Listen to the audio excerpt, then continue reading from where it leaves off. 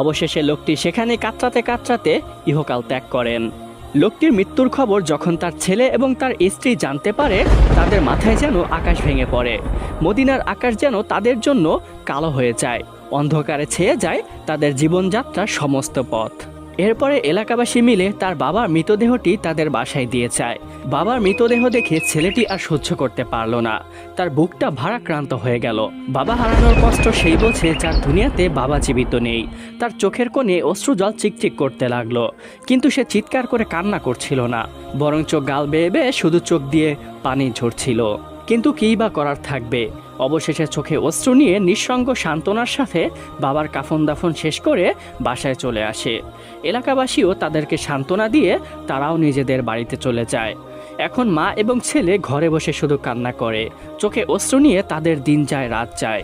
ছেলে কাঁদে বাবা হারানোর জন্য এবং মা কাঁদে তার স্বামী হারানোর জন্য। পাশাপাশি এই ছেলেকে নিয়ে সে এখন কোথায় যাবে, কারণ ছেলেটি এখনও রুজি রোজগারের যোগ্য হয়ে ওঠেনি।